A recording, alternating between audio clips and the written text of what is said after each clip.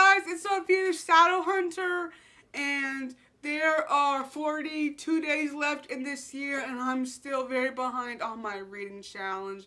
I have to read 17 books in 43 days, and I'm going to try really hard to do so. I'm still doing better than I thought I would have been doing at this time of my reading goal, but I'm still way behind. Like I said, I have to read 17 books in 43 days, which can be done, and I'm going to try really hard to get it done. So if you guys have any ideas or suggestions, please link them down below. I've got ideas of myself, I'm just not doing very good keeping up on them. I've been busy lately going out shopping and watching TV and not reading a lot, or I am reading, or I'm just not having enough time to read as much as I want to, so I need to go read soon. But anyway, I have a stack of about 15 books that I'm going to show you guys that I need to read in the next month, in the next 43 days of this year. These are books that I've been talking about reading, that they've been on my TBR for a long time, and I need to get them read. So let's get started. So the first two books I'm going to show you guys is Sugar Creek Inn and Sawyer's Crossing by Shannon Snow Saros, a New England novel. I got these for Christmas last year from my grandma, and they sound really good, and I haven't read them yet. I've been wanting to read them, and they kind of feel like holiday books to me, so I want to read them now. It says, Kelly Douglas returns to her hometown to fulfill a lifelong dream of becoming a police officer. Sawyer's Crossing is a small picturesque Vermont town known for its many covered bridges and quaint New England-styled shops. It is in this close-knit community that Kelly quietly brings to conduct her own investigation into the unsolved murders of her parents. As the shocking truth of the investigation unfolds, Kelly finds herself not only the target of the man she's haunting, but the bait for him as well. This is the second one in the series, Sugar Creek Inn. Sugar Creek Inn is a quiet New England town located on Eagle Lake in Maine. It is a beautiful, relaxing area that is frequented by tourists and enjoy a variety of outdoor activities in its sailing, swimming, and skiing. It is here in Eagle Lake that the Miller family runs the Sugar Creek Inn. There is a never a dull moment between the four spirited sisters and two elderly brothers who are permanent house guests. The boyfriend whom everyone loves, the boyfriend whom nobody likes, the regular house guest, and the Miller's two ratty dogs. When Matthew Bishop comes to Sugar Creek as the new pastor, things get very complicated for the youngest Miller daughter. Jason Miller is engaged to marry her childhood friend, Beverly Clark. The wedding plans have been made, invitations ordered, and gowns picked out. Yet Jacksonville ordered the world turns upside down as she finds herself attached to the pastor who's supposed to marry her. The chemistry between Matthew and Jack is strong. It's electrifying. The more Jack tries to stay away from the young pastor, the more they get thrown together. Jack Miller struggles with her feelings and tries hard to rein in her spawning emotions. As he tries to honor promises made in the past, Matthew challenges her to honor God and his ways above anything else. So I'm not sure how many books this series is, but I own 4 of them. So I don't know if I'm going to be able to read all 4. I at least want to get to these 2 soon. Next I have K.L. Ashwood Seen by the SS. I've had this book for about, I guess, 2.5 years, about Auschwitz and the SS. So I'm very excited to read this as well. And here I have Flawed by Cecilia Ahern. I got this in OwlCrate last year, I think, or maybe like 2 years ago. It says, I can't be flawed, I can't be flawed, I am perfect. You will be punished. Cecily North lives a perfect life. She's a model daughter and sister, well liked by her classmates and teachers, and she's dating the impossible charming at Servan. But when Celeste encounters a situation in which she makes an instinctive decision, she breaks the role and now faces life-challenging repercussions. She could be imprisoned, she could be branded, she could be found flawed. And this breathtaking young adult debut, best-selling author Cecilia Ahern depicts a society in which perfection is paramount and flaws leads to punishment. And when one young woman decides to take a stand, this could cost her everything. So this book sounds awesome. I'm planning on reading it next month. Ooh. There's all these goodies in here. So it's a tattoo for Flawed. I was doing tattoos, a note to the reader in a little flawed picture. One flaw makes us who we are. So that sounds very good. I can't wait to read it. And then here are two books that I've started reading. This one, Can I Trust the Bible by R.C. Sproul. It's very quick, but it's very dense and thick, and I'm just going to one day sit down and read this one, And next I have a little book on the Christian life by John Calvin. It says, a Christian classic for every believer. For centuries, Christians of all ages have turned to this book to help guide them in their journey as they follow Christ. This book is one of the greatest classics of the Christian faith, calling believers to pursue holiness and endure suffering as they rest in Christ alone. So this book sounds great. I can't wait to read it. Next, I have The Outsiders by S.E. Hinton. I watched the movie and I enjoyed it, but I had a hard time following because I hadn't read the book. And I want to read more classics, and I have a copy to read, so I'm going to read it. So, Pony Boy.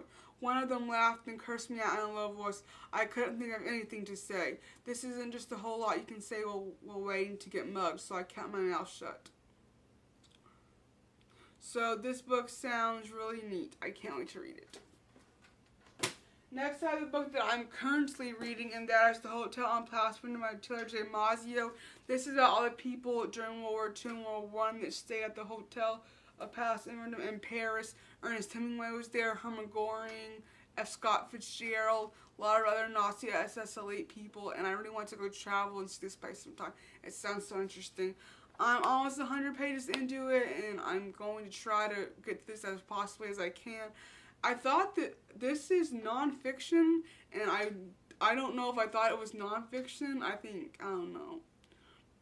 But I'm really excited to read it. I'm really enjoying it. And if you guys have read any of these books, please leave your comments down below. Okay. So next I have Cycling Home from Siberia by Rob Lilwall. I only got this book maybe about a year and a half ago, so I want to read it since it sounds really interesting.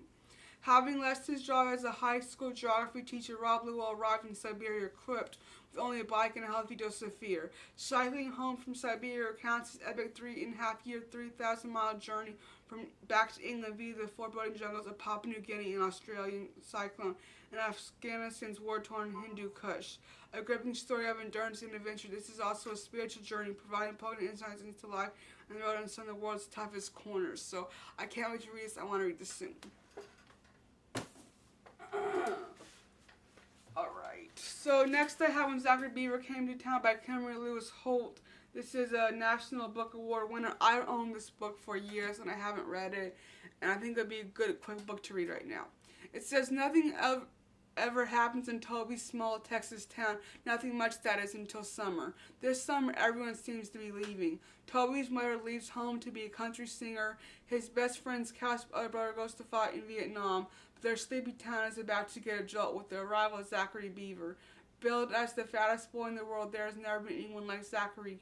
Toby is enthralled with him and his tales of the people and places he's known. In fact, Toby realizes there's a lot in this town he has never seen. Toby knows there's more to Zachary than the stories he tells, and he wants to know the boy behind the billing. Toby is in for a summer like any other. A summer is sure to change his life. So this book sounds great. I can't wait to read it. Next, I have The Rare Joy of Christian Contentment by Jeremiah Burroughs. I don't know if I ever start reading this, but I needed to read it. So I can't wait to read this book. This is just about being content in Christ and learning how to, have the real contentment of a Christian and it being led by God and being saved, and how that transcends every aspect of your life. Alright, next I have Radioactive, How Irene Curie and Lisa Meitner Revolutionized Science That Changed the World by Winfried Cockling. So I also had this one for about a year, so I really want to read it, and it should be a quick read. I can't wait to read it. It says, in 1934, Irene Curie worked with her husband and fellow physicist Frederick Joliot, made a discovery that forever altered the world: artificial radioactivity. This breakthrough allowed scientists to begin to alter elements and create new ones by changing the structure of atoms. Curie, a French woman, shared the Nobel Prize with her husband for their work, but when she was nominated to the French Academy of Sciences, the Academy not only denied her admission, but also voted to disqualify all women from membership. Her exclusion from the Academy marked Curie's graduate internship from history of atomic science. 4 years later, Curie's breakthrough led physicist Lisa Minter to the scientific epiphany that unlocked the secret of nuclear fission. The Nobel Committee ignored Minter's achievement in favor of her male research partners. But Minter's unique insight was critical to the revolution in science that led to nuclear energy, that the race to build the atomic bomb. With more than 50 period photographs and sidebars that help her explain the latest science, Radioactive presents the story of two women still largely unknown despite their crucial contributions to world-changing discoveries. This book sounds amazing. I can't wait to read it. Right. Next, but lastly, I have a study I have written by Justin Go. I got this for like $1 at the dollar store. I don't know, like 3 or 4 years ago. It says a quest novel and historical tour de force. The study hour running unravels the tale of passion, legacy, and courage reaching across the 20th century. In 1924, the English mountaineer Ashley Walsingham dies attempting to summit Mount Everest, leaving her fortune to his former lover, Imogen Somans Anderson, whom he has not seen in 7 years. Ashley's settlers search in vain for Imogen, but the estate remains unclaimed. Nearly 8 years later, now information leads the same law firm to Tristan Campbell, a young American who can be the estate's rightful heir if Tristan can prove he is Imogen's descendant. The inheritance will be his. But only 2 weeks before Ashley's trust expires, Tristan must hurry to find the evidence he needs. From London archives to some battlefields to the Eastfield fords of Iceland, Tristan races to piece together the story behind the unclaimed riches, a reckless love affair pursued by only days before Ashley's deployment to the Western Front. A desperate trench battle fought by soldiers whose help is survival rather than victory, and an expedition to the uncharted heights of the world's tallest mountain, following a trail of evidence that stretches to the far edge of Europe. Tristan becomes consumed by Ashley and Imogen's story, but as he draws close to the truth, Tristan realizes he may be seeking something more than an unclaimed fortune. This book sounds amazing, and I can't wait to read it. Well, I hope you guys like this video. Please be sure to leave your comments down below. Go ahead and subscribe to my channel if you haven't done so. And I'll see you guys next time in another video. Goodbye!